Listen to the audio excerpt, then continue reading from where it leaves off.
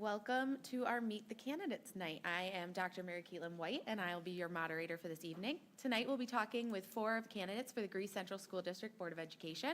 The top 3 vote getters will serve a 3-year term from July 2024 to June 2027. A reminder to our community members, the vote is held on May 21st, right here at the Transportation and Support Service Facility at 1790 Latta Road for all residents. Please be on the lookout for materials that will be mailed home from the district with detailed information about the budget, as well as biographies about each one of the candidates. Evening is Dr. Sharita Trawick, Mr. Jordan Stencil, Ms. Tiana Johnson, and Ms. Mary Like. Unfortunately, Ms. Tammy Flores and Ms. Tracy Farmer weren't able to join us this evening, but they send their best and encourage anybody to reach out with questions. I am looking forward to getting to know each of you more this evening, and with that, we will begin. So, introduction question. Please introduce yourself to our community. Tell us about your background, your prior service and involvement in the district, and why you're interested in becoming or continuing your service as a board member. Please include any skills you believe that would make you a strong leader on the Board of Education. And going first will be Dr. Trawick. Okay. Good evening. Thank you so much. So my name is Sharita Trawick, Dr. Trawick. I have been on the board now, this is 6 years. And what makes me qualified is the fact that I'm a parent, I'm a Greece resident. I'm committed to making sure that our children and our families have what they need in this district to succeed. By way of experience, I have a degree in law, a Juris Doctor. I've also taught law in higher education in multiple areas. In addition to that, I'm a community leader. I've run my own nonprofit for the last 17 years. I also have had my own legal practice for a while. And I'm just rooted in the community. I run 2 outdoor 24-hour food pantries along with some other community partners. Take what you need, leave what you can. And I feel like just being rooted in the community, being a parent, I have 3 lovely children, 2 of which are joining me tonight. 2 of my children attended Olympia. My son graduated last year. So we are excited about that. And now I have a new little one, Ava, who's 3, and she just got accepted to the ELC. So, another one coming through the system. And I feel that there's promise in Greece. I feel like together we will get through whatever challenges we have. And so these are the reasons that I'm running, because I want to be a part of that. I want to be a part of that conversation. I want to be a part of that work. Wonderful. Thank you so much. All right, Mr. Stencil. Hello, everybody. Can you hear me? Yeah. Okay. My name is Jordan Stenzel. I'm truly honored to have the chance to be here again and able to speak with all of you in our Greece community. Reflecting on my journey growing up here in Greece, New York, to becoming an advocate for education and a proud parent. I'm humbled to have the opportunity to serve as a candidate for a Greece School Board. Education is the cornerstone of my life. From my years at Greece Olympia High School, where I graduated in 2004, to moving on to the College of Brockport, where I got my bachelor's in health science, my master's in public administration, and then later on my master in public health at the University of New England, I have witnessed firsthand the transformative power that an education can bring. As a single parent to my daughter, August, who's a 9th grade student at Greece Olympia currently, my alma mater, I am more committed now than ever to ensuring that every student in the district has access to the tools, resources, and support that they need to succeed. My passion for education extends beyond the classroom. With over a decade experience in the community health nonprofit sector and currently serving as an adjunct professor in public health at Monroe Community College and St. John Fisher University, I have seen the importance of equipping students not only with academic knowledge, but the skills necessary to navigate the complexities of the real world. I am running for the Greece School Board because I believe in the potential of our students and the strength of our community. As an alumnus of Greece Olympia High School, I am driven by a deep sense of gratitude and responsibility to give back to the place that shaped me into the person I am today. I have gone to almost every Board of Education meeting I can over the last 2 years. I'm involved in 2 district committees, the Community Schools and our Parent Leadership Advisory Council. I'm the vice president of the Olympia PTA, and I try to do everything I can to give back to the district that has given me so much. And I just thank you for your support. Thank you. Ms. Lake. I'm Mary Lake. I taught for 34 years in the Rochester City School District and have a bachelor's in arts in English and a master's in counseling. During that time, I was richly blessed with many experiences. I was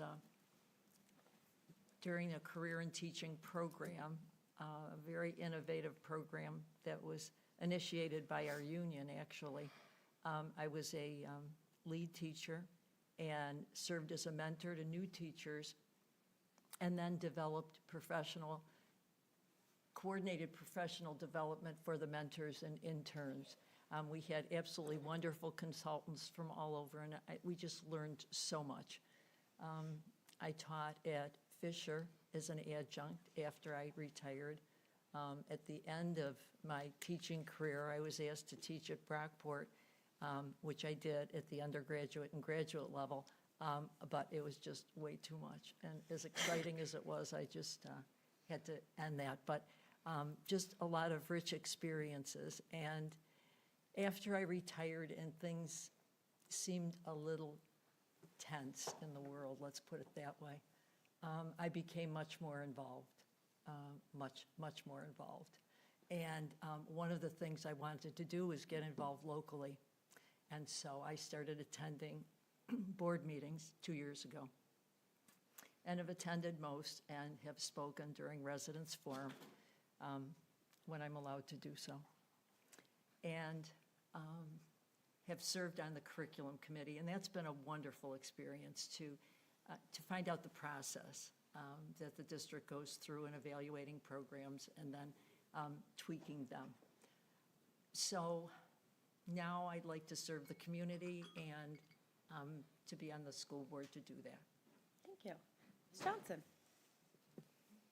Thank you. My name is Tiana Johnson. I am a proud parent of 3. I have a son who's 22, who's on the autism spectrum, a 15-year-old, well, newly 16-year-old, and a 6-year-old at the ELC as well. The experience I had with my son being on the autism spectrum early on really drove my desire to advocate. I found that process challenging, and once I was in it, I fell in love with it. I wanted to make sure that I was spreading awareness, that I was, able to be a voice for families, for folks who may not be able to speak up for themselves. It really just drove my desire to continue to learn more, grow more, and see how I can contribute more. Early on, I was very active with the GREASE committees. I was on a variety of them. I think it was about 3 or 4 early in the REACH strategic planning. So that was a great experience. I transitioned into some advocacy and community advocacy work in the city. I volunteered with the Children's Agenda, the READY Initiative, just different agencies. I am a executive committee member on the NAACP. So there's things that, that I just wanted to contribute. Now I'm looking forward to bring all those efforts and kind of culminate it and see, how I can help on the board. I've been in Greece for about 10 years. I came out here from the city looking for better opportunities for my children. That was a different experience. However, I still want to contribute. I still want to share my skill set, see Greece grow, and do my best to contribute to the well-being of the educational experience of children and families. Thank you. All right. On to question number 1, and Ms. Johnson, we actually come right back to you for this one. So, as you've witnessed, the budget process is extensive and ongoing all year long. Over the past few months, the superintendent and district administration have presented the budget in pretty exhaustive length, detailing the difficulties faced because of the delay in politics of the budget at the state level. Do you support the 24-25 school budget? Why or why not? What concerns, if any, do you have about long-term educational funding? And additionally, oftentimes planning during the budget process involves making pretty difficult decisions that affect the lives of community members. For example, changes to transportation due to policies from driver shortages, restricting cell phone use. Us as board members were unable to stand by and admire problems. We are charged with taking action in the best interest of students and educators. So in what ways, if any, are you prepared to make those difficult decisions? So the heart of the question is really, do you support the budget? Why not? And how are you prepared to make those difficult decisions as we continue on in long-term educational funding? So, Ms. Johnson. Awesome, thank you. So I too have gone to board meetings in the past. I've spoken out and I've also watched them online. That's a bit more convenient due to the dynamics of my family. I would love to get out here more often, but so I'm pretty caught up on what's going on. I appreciate how everything ties back to the strategic plan. Everything, every presentation, every area of the district is working towards the strategic plan, and I do support the budget. Long-term, I would like to see more funding for special education. I was, looking at statistics, and our graduation rates are great. However, those of special needs children are not in the same area. There's actually a huge discrepancy between the graduation rates of special needs children versus gen ed children. So long-term, I would love to see what the board can do to influence that and raise those graduation rates. Great. Did I answer everything? I think so. Are you prepared to make those difficult decisions during the planning process? I am prepared. I have been studying extensively for this role, if elected, hopefully elected. I realize that, the first year is a lot of learning. I'm prepared to do whatever is needed so that I can be equipped definitely for the role of the board. Thank you. All right. Ms. Lake? I will support the budget. I worry about what happens when we don't support budgets and the repercussions of that, and that sometimes is devastating. However, I've listened to all of the presentations on the budget, and I suppose it's the way my mind doesn't work, but it's hard to follow line by line sometimes. But what troubles me is that, and this is statewide and local, is that our cost per pupil is $30,000. And that's a tremendous amount of money. And when you look at the state budget, and they just seem to be throwing more and more money at the districts, but that price tag we have to absorb too. And, they just foresee a billions of dollars deficit in New York State in the near future. What would be helpful to me is to see how much of the budget goes for direct instruction, and then and classroom teachers, and then how much support, how much other things. That would be helpful to me. And the rate that we're paying in New York is about twice the average for the rest of the country. And that bothers me. And also test scores, Greece is ranked 1 out of 10 in the bottom 50% of New York State. And so that worries me. Also, when I went to Annie, which was remarkable, by the way, I was looking at the program, and there are 3 vice principals in a middle school. And that just seemed like a lot. And so to see the percentage of administrators to teachers, that would be helpful too. And school administrators and central office, those kind of breakdowns I think would be more helpful to me in analyzing a budget and then making tough decisions for that. Thank you. From then on. Mr. Stenzel? Thank you for the question. So as the budget currently stands, I completely support it. It goes with my position related to fiscal responsibility. Kind of going off that, the only concern I would ever have is if it raised the taxes for the taxpayer. That's the only time I would have any type of concern with the budget, which from the sounds from Mr. Cololi's presentation, it doesn't sound like that's going to be the case. And anywho, the bigger piece of that is that the town is mainly responsible for the other half on assessment. So a lot of it's out of our hands. Would I be interested or willing to make hard sacrifices and choices related to the budget? Absolutely. As a board member, you have to make those types of critical decisions and, take responsibility under your hands as part of the governance piece of the board. One area I would like to see from the state trickle down here is more funding for reading, writing, and mathematics literacy. That would be an area I would love to see expanded in the budget and would even vote on approving funds for.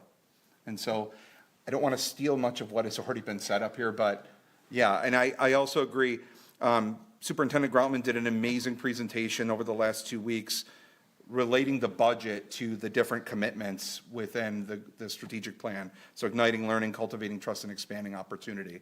I mean, you could go all day talking about it, but I think the vision put forward with the funds allocated makes total sense to me, and that's why I support it. Thank you. Great, thank you. That is always the trouble about the questions with four Yeah. people. Sometimes you do feel you're saying stuff, but that's okay. Dr. Trewick. Is that Oh, there it working? is, okay, all right. So, yes, I do support the budget. I support the budget because, one, I understand the work that it takes to put the budget together.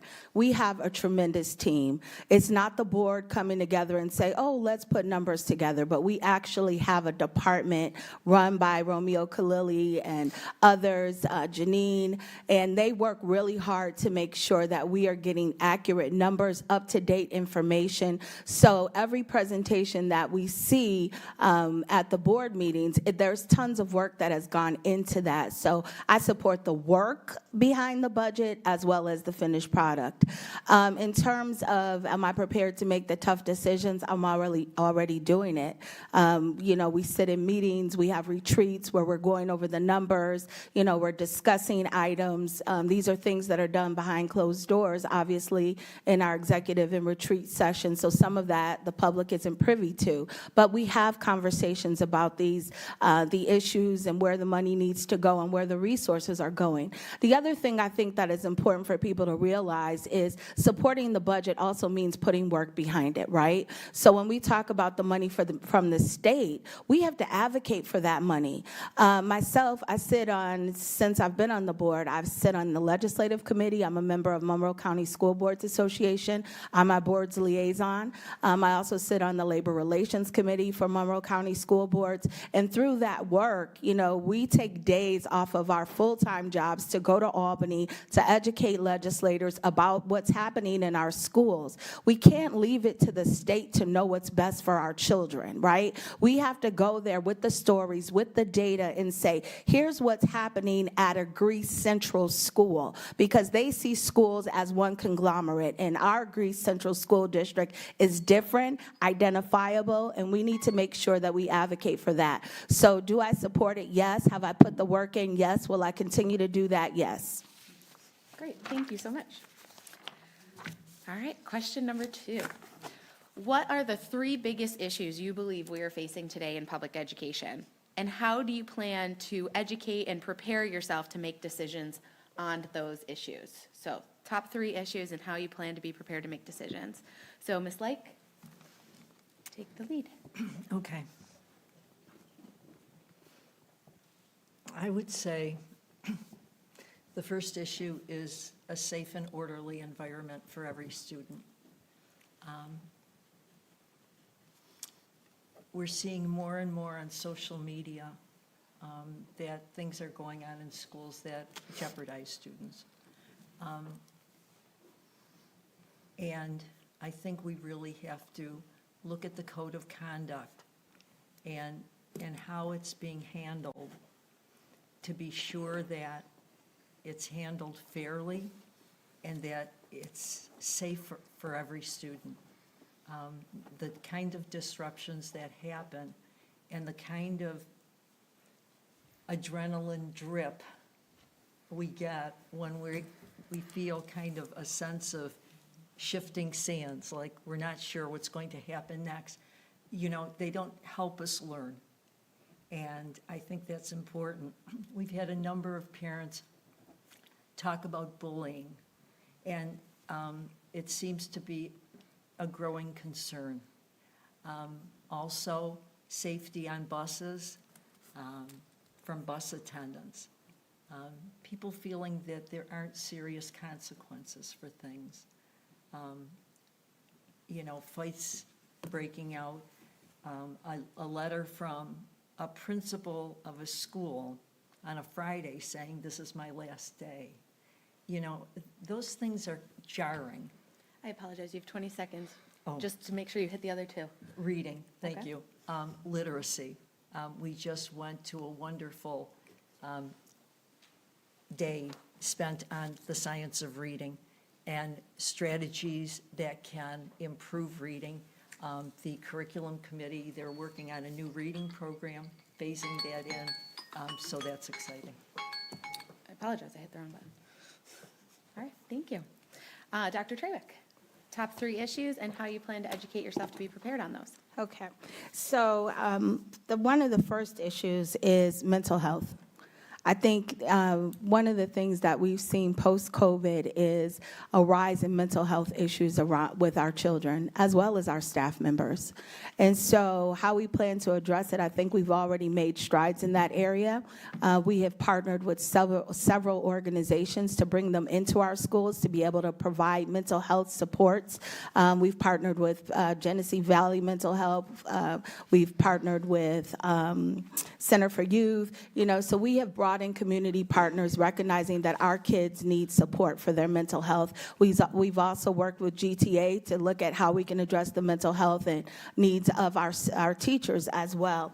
I also would like to, I think another issue is resources, right? Making sure that we have the right resources that our parents and our children need. I had a beautiful visit today at Long Ridge Elementary, and I know that, people have issues around the community schools model, but I promise you, every time I'm exposed to the services that they offer, I realize they are so needed. From a kid, ripping their pants during the day and being able to get a fresh pair of pants, to a parent that doesn't, didn't get their paycheck and can't make groceries this week and being able to go and just get groceries, to a recommendation to a mental health counselor. So resources. And then lastly, I would say safety is huge. I think we have to, as a community, address the safety concerns in all of our schools. And we've talked about that. We've talked about how do we bring parents in, express their concerns, and then brainstorm on solutions. So it's not just the board making determinations. The schools don't feel isolated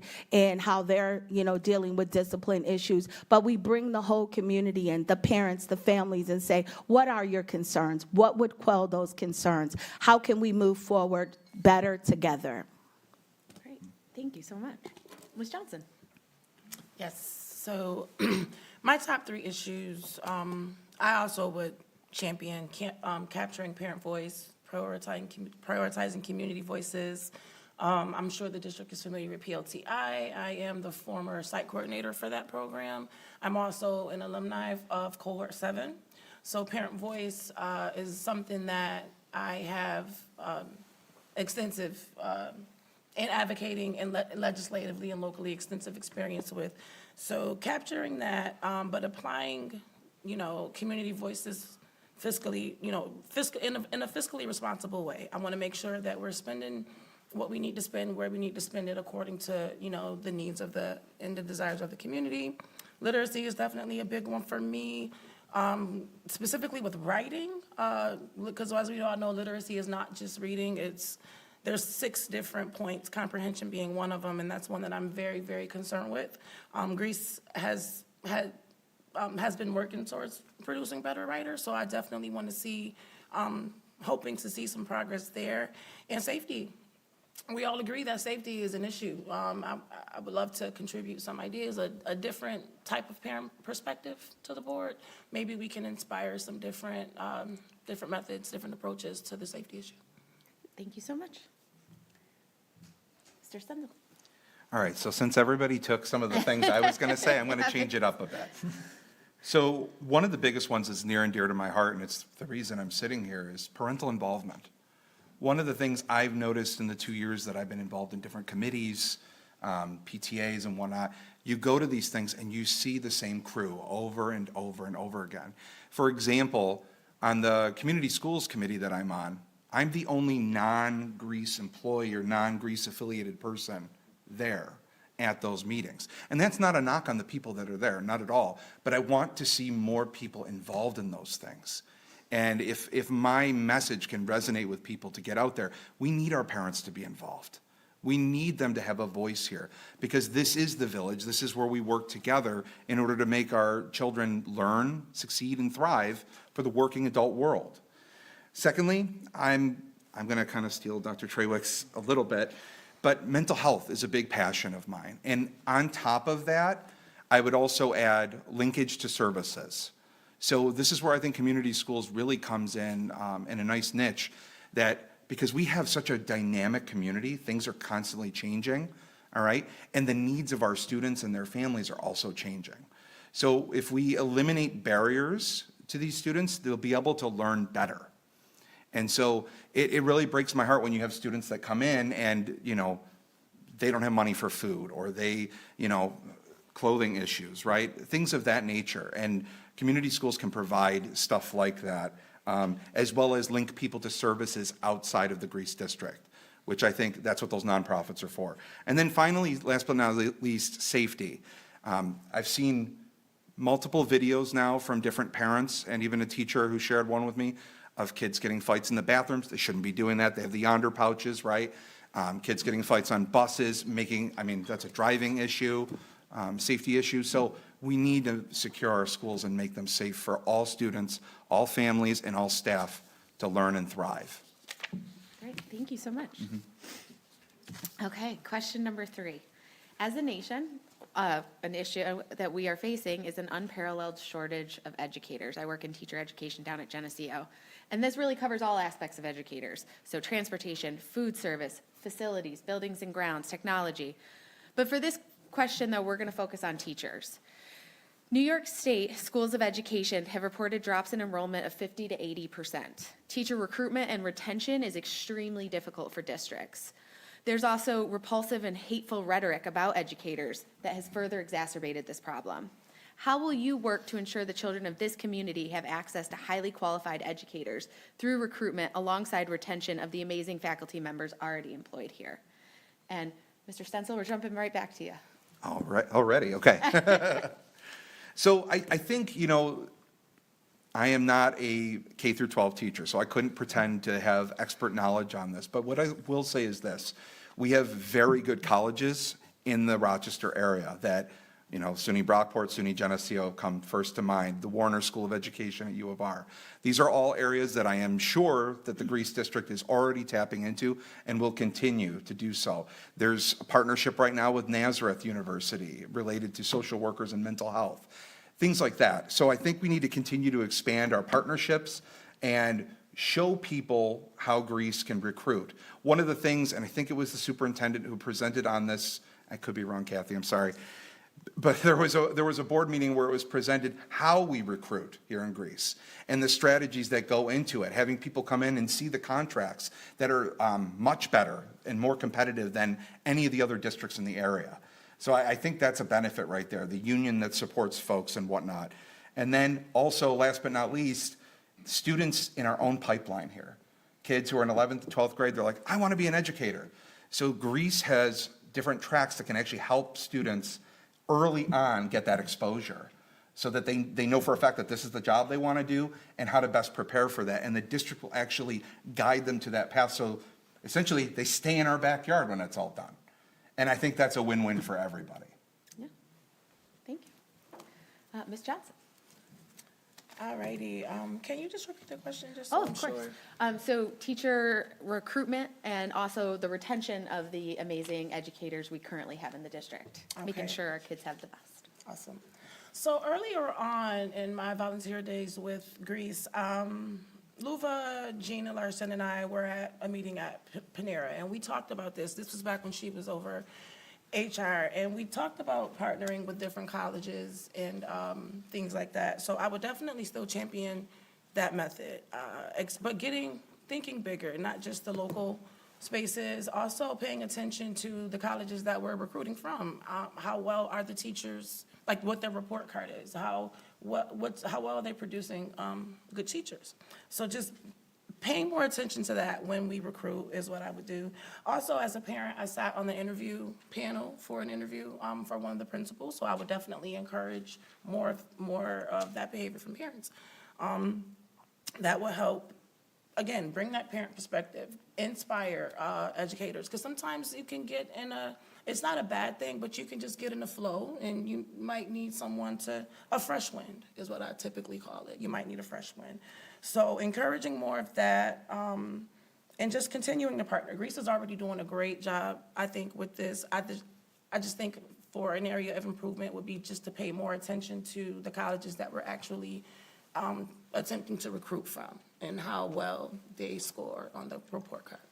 And just quickly, your thoughts on how to retain educators that are in the district? Retreats, fun things to do, getting to know each other's skill, I want to say skill building, but I don't think that's the term, but just team building. Team building activities, just really lighthearted things can really break the mold and really get folks to get to know each other. And then when they get in the workspace, things are lighter, things aren't so tense. So definitely retreats, team building, more professional development, so teachers feel equipped. I can talk more about safety and that, because that kind of ties to how well, if teachers don't feel safe, then they're not going to stay. So, just paying, again, that safety piece is key. Yeah. Great, thank you so much. Dr. Trewick? So what I'm really proud of is how much work our Human Resource Department has already done in this area when we talk about teacher recruitment. I've seen over the years of being on the board some really great strategies around teacher recruitment, from getting testimonials from people that already work in the district that talk about their experience to, we've actually put money into a public service campaign. We talk about what's great in Greece, because you figure you want to attract people here, so people have other considerations. What's it like to live there? What's the shopping like? Things like that. So there's been some great traction around, creating a whole campaign about Greece itself, and understanding you're not just getting the teacher, but maybe a whole family. The other things that I think we've done that very well, our path, as Mr. Stencil said, the grow your own path, right? So we've identified the kids early who want to be teachers. So we're growing our own, and that's another great way. I think also being cognizant of what are the issues, what are the barriers that keep people, that, kind of keep us from retaining teachers or even attracting teachers. And part of that is if you're certified in another state, New York State makes it so some states don't have reciprocity with New York. So if you don't have reciprocity, then they have to come in, they have to reteach classes, they have to take classes or start on a lower level, and that is a barrier. That is something that myself and other members of the board and the administration that we've been fighting with the state to say, you've got to relax some of these requirements. We have a teacher shortage across the board. These are things that you can do from your level that can help us be able to put teachers in the classroom in front of our students. We've also looked at, we've talked to the state about accelerated paths to teacher certification. So those are some of the things. And in terms of retention, how do we keep teachers? By continuing to have a dialogue with them and finding out exactly what is it that you need, right? We found out with our bus drivers that, not everybody needed health insurance. So then we revamped how we started to recruit them and say, okay, if you don't need health insurance, where could I put that as an incentive to keep you driving our buses? And that was very successful. So I think using those kinds of strategies will continue to keep teachers in our classrooms. Wonderful, thank you. Ms. Lake? Well, I'm last, but I have a total different cut on it. So it's about changing hearts. And that's why I never applied to be a counselor, because I love teaching English and I love teaching literature. That was about values that I think are values I grew up with in our country. And, about honor and about making the world a better place. You make your own world a little better, and then you keep extending that and extending it. And you get the best, looking for the best and the brightest. And my sons were not good students, but they were very good at math. But they weren't in high-level math because they didn't do homework well.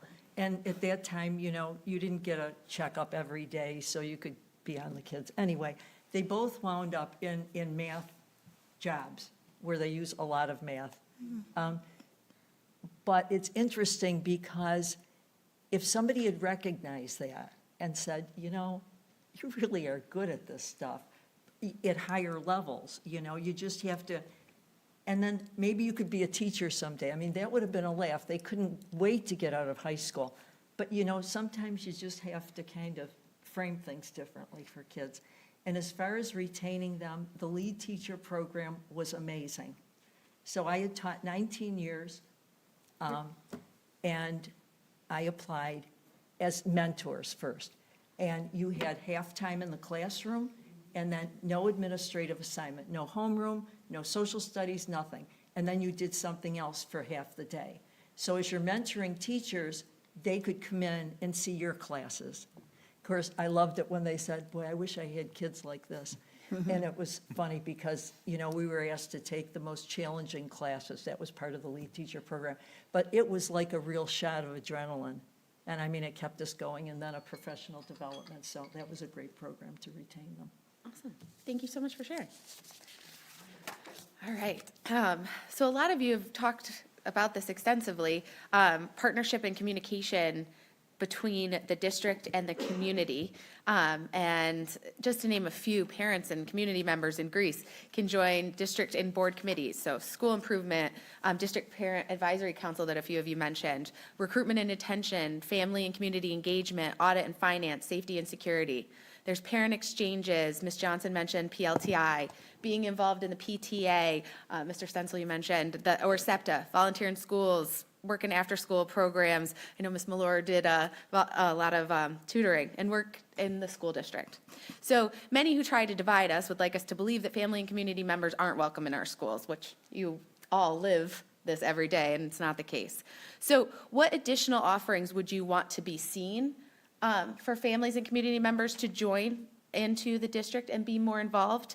And what strengths have you seen from these partnerships as you've experienced them? So first up, Dr. Trewick. Okay, great. Thanks for the question. Again, I had a visit today. Once you are on the board, you become a liaison for different schools. So one of my schools is Longridge. And I'll talk about an initiative that they described to me today. So they had an event called Glow Up Longridge, where it was a community schools event, and it was all around glowing stuff, but it was tied to academics, right? So it was a way to bring children and families in. They had over 400 people participate in that event.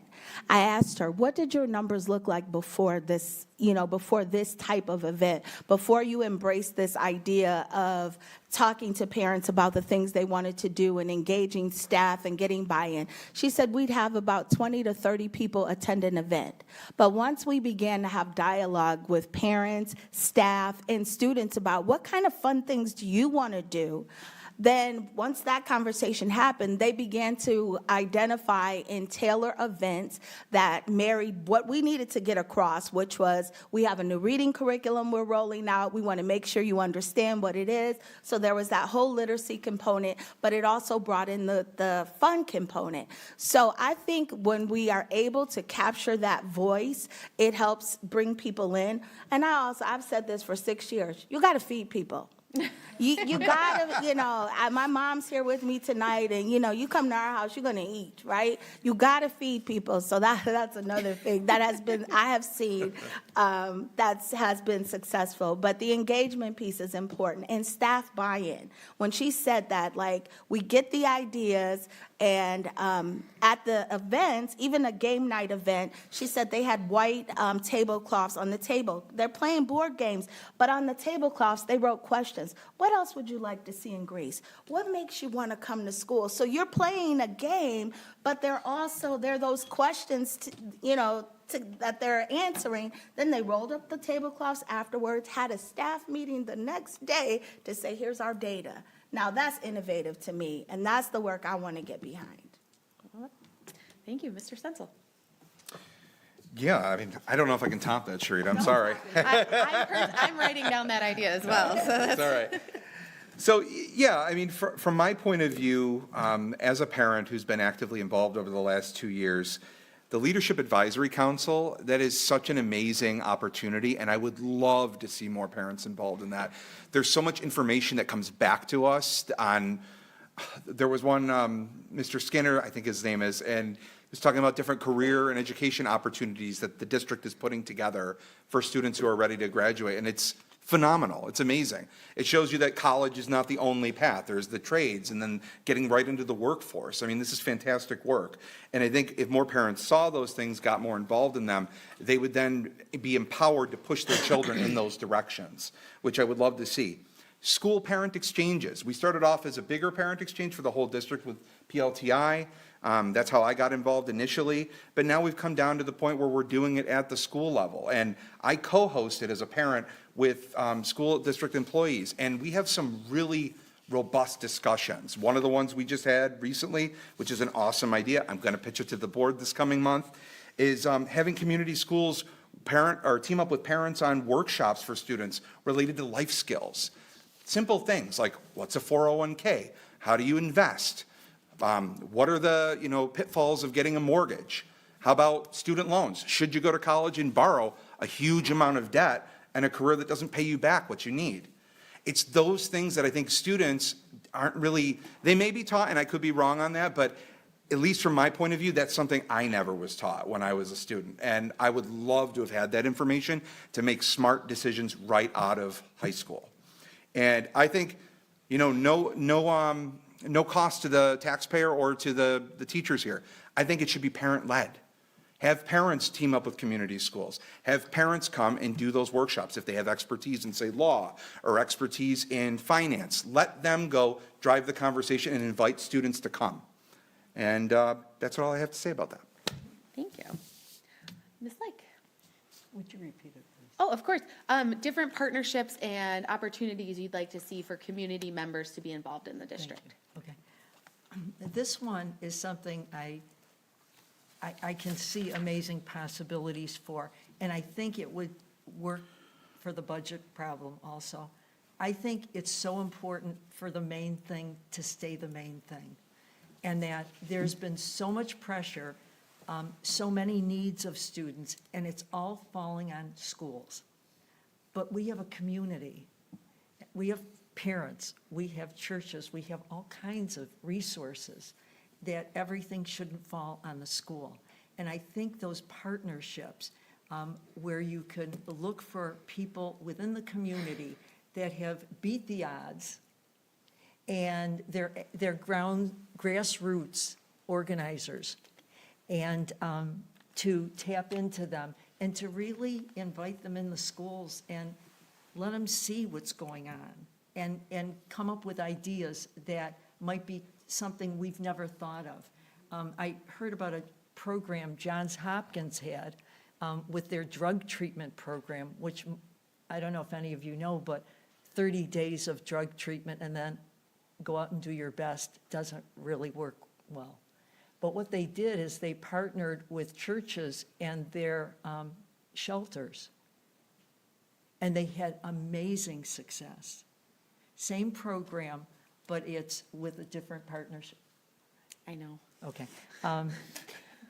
Robert Woodson has a program from the least of these, and he shows the extraordinary power of grassroots leaders who are transforming the lives of forgotten men and women in the most toxic neighborhoods. And I think if we can look at things like that, really outside of the box, outside of educators, some of the organizations that Tiana has mentioned today. Thank you. Thank you. Ms. Johnson? Thank you. I would second Dr. Treywick. We have to feed people. That's a staple for us in PLTI. So definitely, it just, again, it loosens people up. It gets you more open, and you feel more welcome. Over when you're breaking bread. So feed people. I was also part of the planning process to bring parent exchanges here at the district level. So I appreciate hearing all the great feedback, because I would want to see more parent exchanges in all of the schools. Jordan has done some great work at Olympia. I think there's another school I'm pretty sure there's others, but if it could be district-wide, because there are specific cultures within each building. Every building is not the same. So it's good to have, a parent exchange there to get the building needs, the specific building needs, and hear that community voice. The partnerships, again, we just did the Right to Read. Well, I was part of that, not necessarily Greece, but the NAACP has awesome opportunities for scholarships, civic engagement outside of the school, again, to get that community involvement outside. So I would love to see things like that. I have a bias, of course, so I have to state that. But it's no different from my bias with PLTI. I love that as well. So definitely some more opportunities to inspire some civic engagement outside of school. And more opportunities for families to come during the day. I miss muffins with mom, and I miss donuts with dad, you know? Mr. Ferris. So, I mean, we have great events in the evening and things like that, but everyone can't get to those. So just to increase, and everyone can't get there during the day, but to increase the opportunities, I would love to see more of that. Awesome, thank you. All right, we're moving along, team. We're doing good. All right, so everyone has biases, as Ms. Johnson just mentioned. It's the nature of being human. We use our past lived experiences to make sense of the world we live in and help us reach decisions with relative speed. Oftentimes, these biases are implicit, meaning they affect our understanding and actions in an unconscious manner. This makes us human, not bad. However, we have to recognize these biases in order to be powerful stewards of a caring society. Being unable to recognize our own biases has the potential to lead to poor decision-making, as we can't separate our lived experience from the situations at hand. How have you and how will you continue to work to recognize your own biases in order to serve the diverse population of students, educators, and family in this district? And give an example of a time where you recognized your own bias and how it impacted a decision you made. I can give an example. On a recent legislative trip to Albany, I was discussing a representative by name, and I had never met the individual, and I gendered them as a him, and it was a woman. And it was just an implicit bias that someone serving in that role would be a he. So we all have those, and it's just how do we check those in order to serve the people we serve. So Ms. Johnson, we're coming back to you. Well, I think we just experienced a time where I identified my biases, but yeah, I'm very much aware of, what needs to be done in terms of, working together and also, being able to check my own biases. I want to encourage folks to live out their goals, live out, the things that they want to do, so, but in conjunction with, the community goals. Can you repeat it though, just so I'm making sure I'm answering all of the Yes, so getting all the that was points? how you recognize your own. And can you give an example of a time where you may have recognized your own Okay. biases and how that impacted a decision you made? Yes, so, And it's okay if you want to take a few seconds. no, yeah, because I was just like, oh my God, I just did this. So I got to use a different example. But I mean, I check them regularly. Let's see. Even so with parent voice, and just with me running for the board, I recognize that there are, although I lean heavy with that, there's times where, I have to acknowledge that the board has certain things. So when I'm speaking, I will advocate, for what I need, but also recognize that, well, I do have this bias. I would recognize the needs of the board, recognize the needs of the system, and then try to see how they all can, work together in the best way possible. So an example would have been when I spoke those 2 times. I acknowledged that, everybody can't get what they want, and I lean heavy, but, still kind of advocated for what I felt strongly about. Yeah, thank you. All right, Ms. Lake.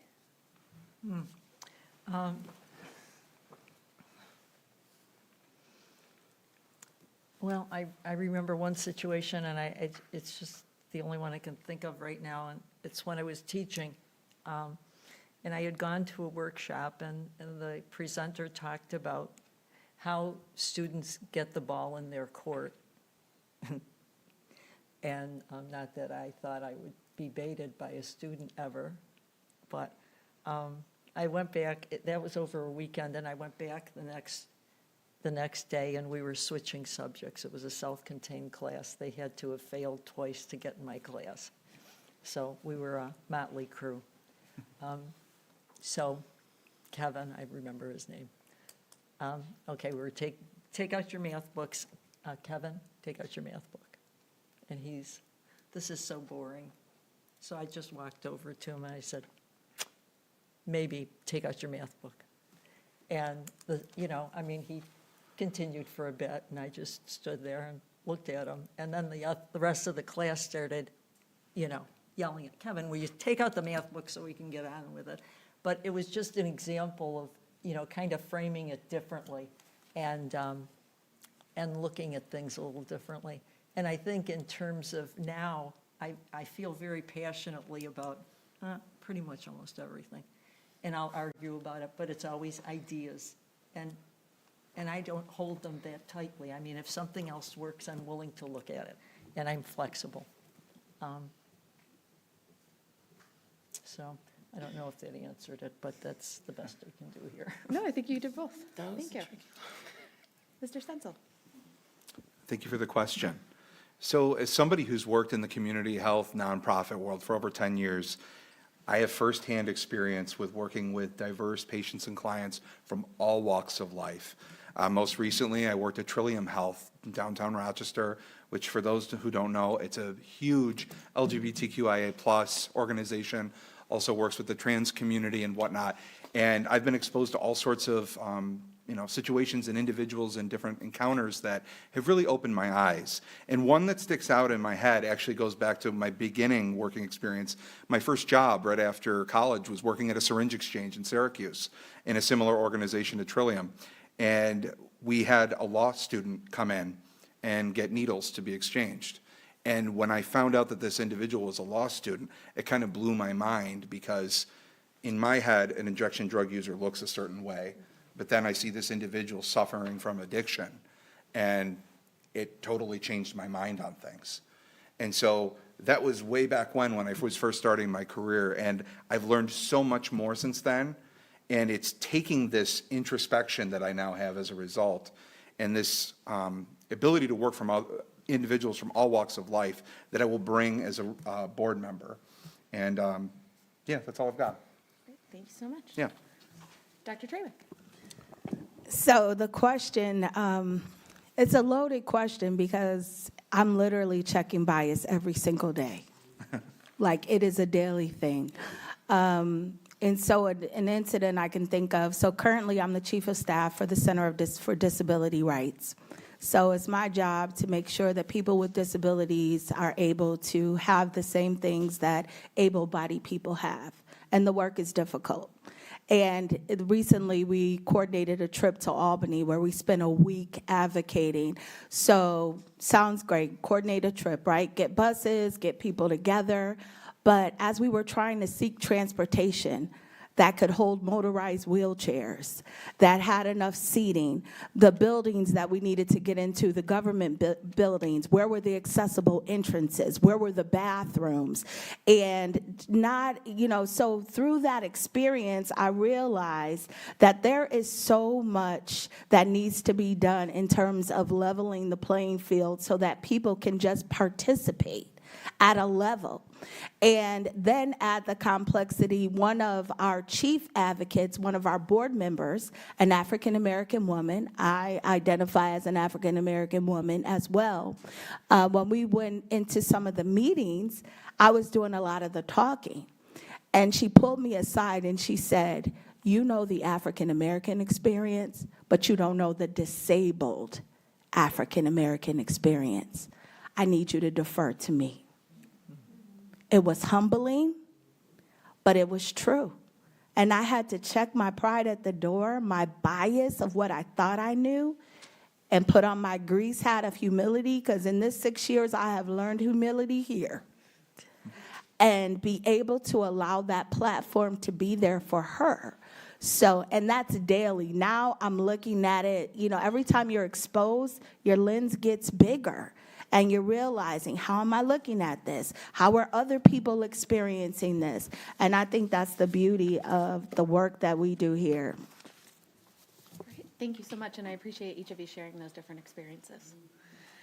So since we're doing so wonderfully on time, I have an extra question. I hope we'll all be okay with that. It's nothing to trick. But it's just talking about New York State school boards estimates it takes over a year for new board members to adequately learn their roles and responsibilities in this position. Often this relates to the fact that as board members, we're overseers of the whole district. We set policies, we set the ship's course. We create a budget, and we oversee the superintendent enacting those policies. We're high level, we're not day to day. How do you anticipate your own learning progressing over on your service on the board? And how will you ensure you're best prepared to serve this community in what it is, for most of you, a new role? And so we'll start, Ms. Lake. probably stop talking. You know, it would be so new. And it's easy for me to come in and talk to the board when I really, you know, I have my ideas that I'm talking about, and that's all I care about. But being on a board would be serious stuff and serious responsibility, and so I think it would be just listening 98% of the time. Yeah. Remind us of Hamilton, the talk less. Yeah. All right, thank you. Ms. Johnson? Yes, I definitely would listen a lot more. I've done a lot of advocacy work and things like that, and I'm comfortable in that role, but to be in this structured role is a new experience. I'm a parent first, so I bring that parent perspective, but I'm also a student. I think we have to remain students. We're lifelong learners, you know, so with that mindset, I'm opening myself to new experiences, to just a whole new level, I guess, of advocacy in a whole new area. And the desire to serve and advocate in me is innate. Like, it's not going nowhere, it's been there. So this is just another opportunity to grow and to, you know, show, you know, and help in other ways. So I'm eager to learn. I'm gonna be open, I'm gonna be listening and learning. I've been on these websites all weekend. I've learned a lot already, and I'm looking forward to learning more. Great, thank you. Dr. Trawick, how will you continue your learning in this role? So some of the things that I do, number one, I value mentorship. I was assigned a mentor when I first came to the board, Terry Malore. She's been amazing, and I value that. And when I am confused about something, don't know how to phrase a question, or, you know, whatever it is, I defer to my mentor.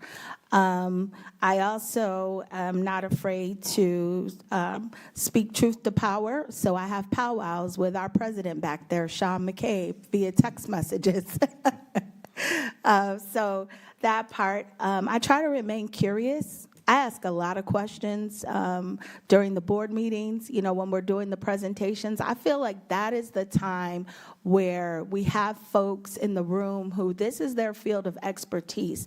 And I respect that so much. I respect the fact that they went to school and, you know, that they have the training for this job and they have the years of experience. And I want to learn from that. So I always try to remain curious and make sure I ask questions about things I don't understand. I show up. I try to show up at as many events as I can and have conversations. I'm not so much interested in the social media conversations, only because it hasn't bode well for me. You know, I want to talk to the parent at the soccer game. I want to talk to the parent at the grocery store. I want to talk to the parent who's waiting in the hallway for their parent meeting. Like those, I want to, you know, engage with people face to face, you know, not behind a keyboard. I also stay engaged, which has been difficult, right? So, you know, GMB band mom, you know, NHS, National Honor Society mom, you know, you name it, these kids want to do it, we are behind it, right? I'm here with my mom and my husband and my kids, and the reason I made them all come is because we support each other. We move as a unit. We're like Voltron, right? So making sure that I stay engaged. This is part of what, you know, my service to the board is that I bring myself, my family, and then maybe when you see us, you're like, oh, okay, I don't mind talking to her. Her family looks like mine, or she's got children and they're running around too. So I use everything I got. Yeah. Mr. Stenzel? Thank you for the question. So for me, I kind of think back to my mental health training when I hear this question, and for me, it's as simple as staying quiet and having my active listening ears on at all times to really understand what's being presented to me, and also keeping an open mind at the same time. As a part of that, one of the other things I would do, probably after meetings, would be to approach district leadership and go, I want to know more about this. You talked about this today. Can I be educated on this? Can I sit and shadow with certain individuals to understand more about it so that I can make more informed decisions on policies that we're voting on? Getting involved with the Monroe County School Board Association is another one. I know from the training that we went as a prospective board member training, they offer trainings throughout the year for board members. I plan on getting involved in pretty much all of them so that I can be up to date. Asking questions of current board members, especially those who have been on the board for a long period of time, because they have wisdom, right? And then at the same time, I still plan, outside of my board duties, to be involved in the district as much as I can in both the different communities or committees that are involved, like the leadership one or community schools or whatever one I can get on next, and the parent exchanges. I'm a parent first and an advocate for parents. I would never let that go. And so having both, I guess, the best of both worlds and being on those committees and being a part of the district still as an outsider too, I can bring that information back and only enhance my role on the board. So thank you. Great, thank you. All right, so in closing thoughts, why you? Why now? Why the Greece Central Board of Education? Why do you want to serve in this role, and what makes you the most qualified, and any final thoughts you might have? So first up, Mr. Stencil, we're coming back to you. Okay. So Greece parents, families, and community residents, I am running for the Greece School Board of Education because I love our community and deeply desire to see our students flourish. If I haven't made that point tonight, I don't think I ever will. If elected, I pledge to be your unwavering advocate, tirelessly working to ensure that every student, teacher, and district staff member have the essential tools and resources they need for success. My priority will always be to vote for policies that ensure safety and well-being of all members of our school community, so that all Greece schools are a place where students, teachers, and other staff can learn and thrive in a safe, secure learning environment. I'm committed to voting and providing necessary resources for our students, teachers, and district staff, and to supporting policies that enhance the quality of education here, such as reading, writing, and math literacy, so that our students are most prepared to tackle the challenges beyond the K-12 system and the adult working world as well. With my experience in education and my degrees and my experience currently with the district in my different capacities, on May 21st, I just humbly ask for your vote to trust in me, because I know together we'll build a brighter future for our children and our community. Thank you. Thank you. Dr. Trawick. So in closing, first I want to say thank you so much for this opportunity. Thank you for the platform. Thank you for the community that came out. Thank you to my family for being here with me tonight. I really appreciate it. Thank you. Why do I want to continue my service on the board? I love being a board member. You know, I'm not delusional about it. I don't solve problems. My job is to be a bridge. I tell people anytime you bring something, you know, my job is to make sure that you can get the appropriate resources that you need. So I want to continue to be a bridge, continue to inform people about the process, how it works, how to advocate for themselves and their children. Want to continue to support the work that we're doing. We're doing some great things. You know, I'm very confident around our literacy rates, that those are going to improve. I'm excited about the new curriculum. I'm excited about how we've rolled it out with such delicacy and care and support. You know, you don't see that in other districts. And sometimes you have to take a step back from where you are and see what's going on around you to really appreciate what we have. Does it mean we don't have work to do? Absolutely not. I wouldn't be running again if there wasn't work to do. What would you need us for? So I am committed to making sure that I stand behind the work that we're doing. So whether it's with curriculum, whether it's with safety, pushing those conversations. What do those conversations look like? What do parents want? What do our students want?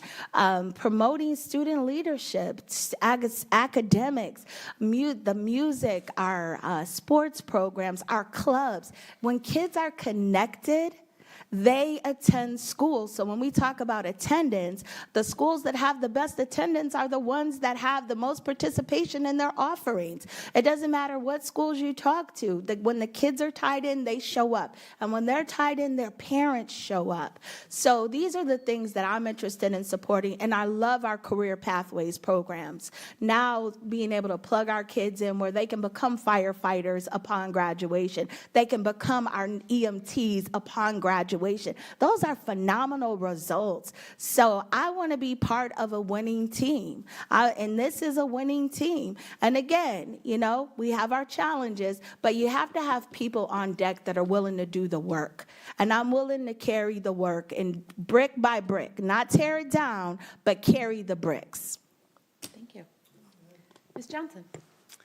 So I have a very, very strong passion for advocacy, and Greece is becoming more and more diverse.